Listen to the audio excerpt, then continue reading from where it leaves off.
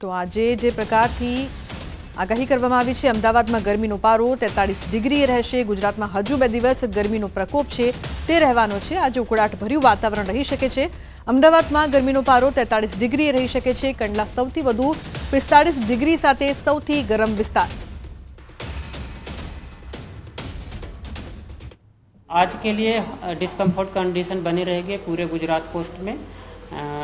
और maximum temperature realise की बात करेंगे तो अहमदाबाद में 43.5 और गांधीनगर में 43.4 मैक्सिमम टेम्परेचर रियलाइज हुआ। और फोरकास्ट की बात करेंगे तो अहमदाबाद और गांधीनगर के लिए आज के लिए 43 डिग्री सेल्सियस मैक्सिमम टेम्परेचर का फोरकास्ट है। तो साबरकांठामां गरमीनो पारो उचकाता लोको त्राहिमाम पोकारी उठ्या छे। गरमीथी बचवा माटे लोको ठंडा पाणीनो सहारो लई रह्या छे। गरमीनो पारो सतत वधता बपोરના સમયે શહેરના રસ્તા સુમસામ બન્યા છે। આરોગ્ય વિભાગ દ્વારા પણ લોકોને ગરમીથી બચવા સતત અપીલ કરવામાં આવી રહી છે।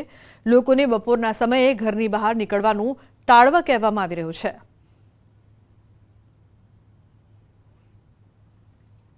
गुजरात सहित साबरकांठा जिला में पण गरमीए पारो ऊंच्यो छे। धीरे धीरे गरमीना कारणे जे रस्ताओ छे रस्ताओ हाल तो सुनसान थई रह्या छे। खास करीने हिम्मतनगर शहेरनी वात करीए हिम्मतनगर शहेरना जे मुख्य मार्गो छे के ज्यां जे गरमीना कारणे लोको घरमांथी बहार निकळवानुं टाळी रह्या छे। जे लोको न छूटे जे घરની બહાર નીકળી રહ્યા છે તેઓ પોતાના રક્ષણ માટે સ્કાર્ફ अथवा टोपी अथवा तो સુતરાઉ કપડાનો ઉપયોગ કરતા હોય છે। અને ખાસ કરીને જે આરોગ્ય વિભાગ છે આરોગ્ય વિભાગ દ્વારા પણ લોકોને અપીલ કરવામાં આવી છે કે ગરમીમાં વધુ ગરમીમાં જે આકરા તાપા 12 વાગ્યાથી 4 વાગ્યા સુધીમાં બહાર ન નીકળવું જોઈએ, બહાર નીકળવાનું ટાળવું જોઈએ। આ ઉપરાંત જે ઘરના ઠંડા પીણા છે, લીંબુ શરબત છે કે આ પ્રકારના જે આહાર છે આહાર લેવા જોઈએ। કારણ કે જે વધુ પડતી ગરમીના કારણે ડિહાઇડ્રેશનના પ્રમાણમાં વધારો થયો છે તેને પણ ટાળી શકાય। અને જે નાના બાળકો છે, વૃદ્ધો છે અને સબકા માતાઓ છે તેમને આ ગરમીના કારણે બહાર ન નીકળવું અને પોતાનું રક્ષણ કરવું એવું તો હાલ તો આરોગ્ય વિભાગ દ્વારા પણ અપીલ કરવામાં આવી છે। આવનારા સમયમાં પણ ગરમીનો પારો દિવસે વધે તેવી શક્યતાઓ હાલ તો વર્તાઈ રહી છે। તેના કારણે લોકોએ પોતાનું રક્ષણ મેળવવા માટે ઘરમાં જ અથવા તો જે ન છૂટકે બહાર નીકળવું હોય તો જે સંપૂર્ણ કપડાં જે શરીરને ઢાંકીને અથવા તો સૂતરા કાપડનો ઉપયોગ કરીને ઘરના ઠંડા પીવાનો ઉપયોગ કરવાનો આગ્રહ રાખવો જોઈએ। વિશાલ પરમાર, ન્યૂઝ 18 ગુજરાતી, સાબરકાંઠા। તો અન્ય સમાચાર, જૂનાગઢથી ગિરનાર રોપવે બીજા દિવસે બંધ। ભારે પવનના કારણે રોપવે બંધ રખાયું છે। પ્રવાસીઓની સુરક્ષાને ધ્યાનમાં લઈને આ નિર્ણય લેવામાં આવ્યો છે। ગિરનાર પર 70 કિલોમીટરની ઝડપે ફૂંકાઈ રહ્યો છે પવન।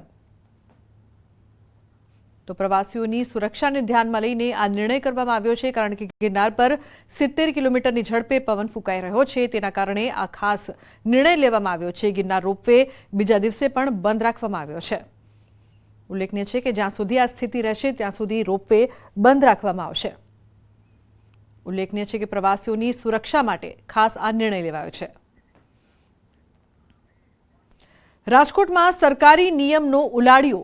ગરમીમાં લાઇનનું કામ કરતા નજરે પડ્યા મજૂર। મહિલા સહિતના મજૂરો ગરમી વચ્ચે કામ કરી રહ્યા છે। કોર્પોરેશનની પાઇપલાઇનનું કામ ચાલી રહ્યું છે, જેના આ દ્રશ્યો છે તે સામે આવી રહ્યા છે। ભર બપોરે કહી શકાય કે ઉનાળાની આખરી ગરમી પડી રહી છે ને આ ગરમી દરમિયાન એટલે કે 1 થી 4 વાગ્યા દરમિયાન જે છે લેબરોને કોઈ વર્ક કામ ન કરવાની સૂચના છે તે તંત્ર દ્વારા આપવામાં આવી છે। પરંતુ રાજકોટ મહાનગરપાલિકાના જ કામમાં જાણે આ નિયમોનો ઉલાળ્યો થતો હોય તેવું સ્પષ્ટ રીતે જોવા મળી રહ્યું છે।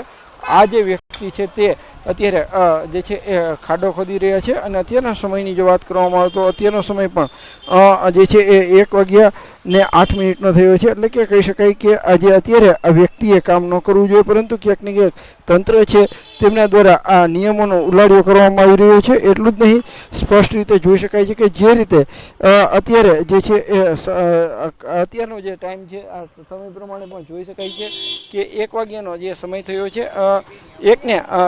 8 વાગ્યાનો સમય 1:08 થઈ છે। જો કે આમ છતાં પણ અહીંયા આ વ્યક્તિ છે તે કામ કરી રહ્યો છે। એટલે કે ક્યાંક ને ક્યાંક આ જે નિયમ છે તેમનું સ્પષ્ટ રીતે ખુદ મહાનગરપાલિકા જ ઉલાળ્યો કરતું હોય તેવું જોવા મળી રહ્યું છે। આખરી ગરમીમાં પણ અહીંયા જે લોકો છે જે વ્યક્તિ છે તે ખાડા ખોદી રહ્યો છે। હાર્દિક જોશી, ન્યૂઝ 18 ગુજરાતી, રાજકોટ। તો ઉનાળાની આ કાળઝાળ ગરમીમાં દાદરાનગર હવેલીમાં આવેલા 7 માળિયા ડિયર પાર્કમાં વન વિભાગ દ્વારા પ્રાણીઓ માટે વિશેષ વ્યવસ્થા કરવામાં આવી છે। પ્રાણીઓને ગરમીથી બચાવવા માટે જંગલ વિસ્તારમાં અનેક જગ્યાએ પાણીના સ્ત્રોત બનાવવામાં આવ્યા છે। પ્રાણીઓને લીલો ઘાસચારો અને ઠેર ઠેર છાયાની વ્યવસ્થા કરવામાં આવી છે અને વન વિભાગ દ્વારા આવા પ્રાણીઓના સ્વાસ્થ્ય પર સતત નજર રાખવામાં આવી રહી છે। આ ડિયર પાર્કમાં સાબર, ચિત્તલ સહિત હરણ પ્રજાતિના 500થી વધુ પ્રાણીઓ ખુલ્લામાં વિહરે છે।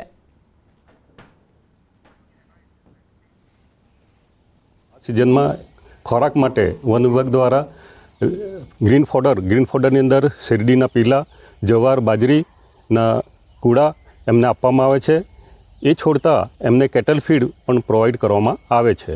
અમે આ સિઝનની અંદર નદીમાંથી અમે પમ્પિંગ દ્વારા પાણી અહીં લાવવામાં આવે છે, તેમજ એક કૂવામાંથી પણ પમ્પિંગ દ્વારા તળાવની અંદર પાણી લાવવામાં આવે છે।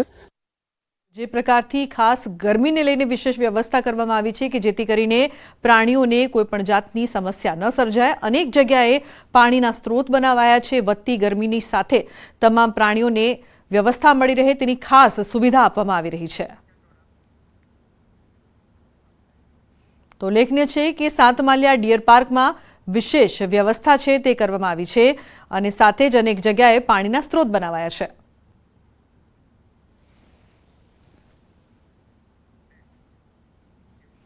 અને મહત્વપૂર્ણ સમાચારની વાત કરીએ તો અમદાવાદના ચંડોળા વિસ્તારમાં ગેરકાયદે બાંધકામો કરી તેમાં ખોટી રીતે વીજ જોડાણ લઈને બાંગ્લાદેશીઓને રાખવાના પ્રકરણમાં ઝડપાયેલા આરોપી ફતેહ પઠાણ પાસેથી પોલીસને સરકારી જમીન પર ગેરકાયદે રીતે બાંધવામાં આવેલ મકાન દુકાનના 43 ભાડા કરાર તથા હિસાબની ડાયરી અને 60 ભાડા બુક મળી આવી છે। ત્યારે આરોપીની બેંક ડિટેલ મેળવીને કેટલો આર્થિક લાભ મેળવ્યો તેની તપાસ શરૂ કરી છે। બીજી તરફ આરોપીની વધુ પૂછપરછ માટે ક્રાઇમ બ્રાન્ચે રિમાન્ડ માટે કોર્ટમાં રજૂ કરતા કોર્ટે આરોપીના 5 દિવસના રિમાન્ડ ગ્રાહ્ય રાખ્યા છે।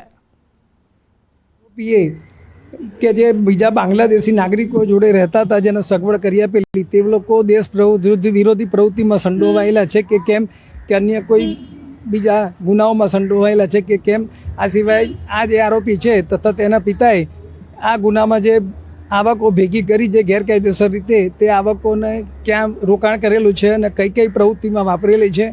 અને આ સિવાય અન્ય નાસ્તા ફરતા આરોપીઓને પકડવાના બાકી છે અને જે ભાડાના કરારોને બધું જે કબજે કરવામાં આવ્યું છે તે જે લોકોના નામે કરવામાં આવેલા છે તે દસ્તાવેજોની ખરાઈ કરવા માટે આરોપીની હાજરીની જરૂર હોય, તેથી એજન્સી દ્વારા જે 14 દિવસના રિમાન્ડ માંગવામાં આવ્યા હતા, તેથી નામદાર કોર્ટે 5 દિવસના રિમાન્ડ મંજૂર કર્યા છે। તો ગોંડલમાં ગણેશ જાડેજાની ચેલેન્જ બાદ પાટીદાર અગ્રણી અલ્પેશ કથેરિયાની મુલાકાત બાદ થયેલા હોબાળા બાદ અલ્પેશ કથેરિયાનું નિવેદન સામે આવ્યું છે। અલ્પેશ કથેરિયાએ ગોંડલમાં 2 નંબરનું શું ચાલે છે એ પુરાવા સાથે લાવીશું।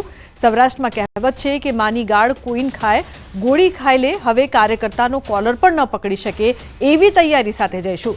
ફરી ગોંડલમાં મજા પડે ત્યારે ફરવા જઈશું એમ પણ તેમણે કહ્યું છે। સુરતના મોટા વરાછા વિસ્તારમાં ગુરુકૃપા ફાર્મ હાઉસ ખાતે કથેરિયા પરિવારનો સ્નેહ મિલન કાર્યક્રમ યોજાયો હતો, જ્યાં અલ્પેશે આ વાત કરી હતી। તમે એમ કહો કે ગોંડલમાં કોઈ આવી ન શકે, તમે માતાના દૂધની વાત કરો, કયા હિસાબે તમે સંસ્કારની વાત કરતા હોય? કોઈ વ્યક્તિ માના દૂધ ઉપર તમને આંગળી છીંદે તો એનો પ્રતિકાર હોય જ, પછી પક્ષ હોય, પાર્ટી હોય, સમાજ હોય, બધું સાઈડમાં।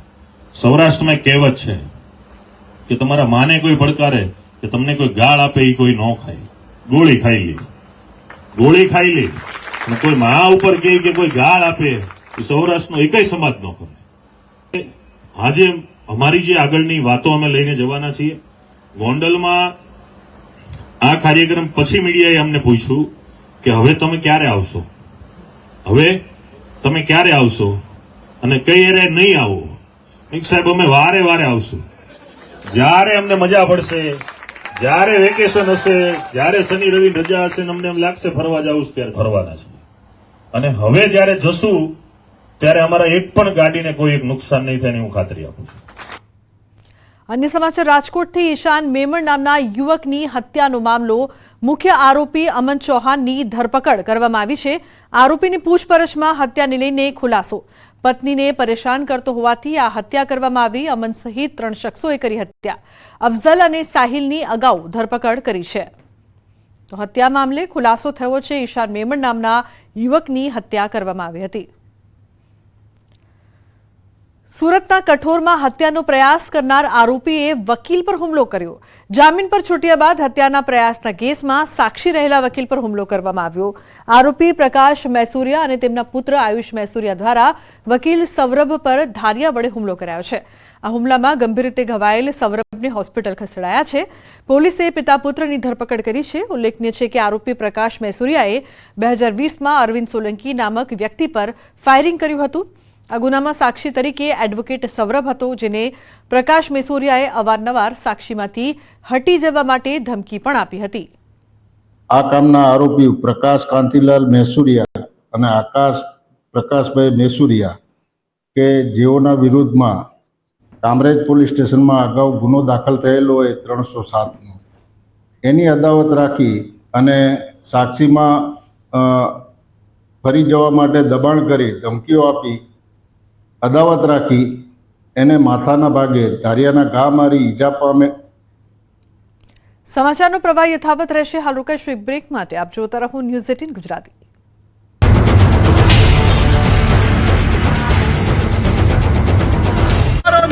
નમસ્કાર, આપ જોઈ રહ્યા છો ગુજરાતની number 1 news channel news 18 Gujarati. આપણું ગુજરાત સાથે હું છું સિદ્ધાર્થ ધોકિયા.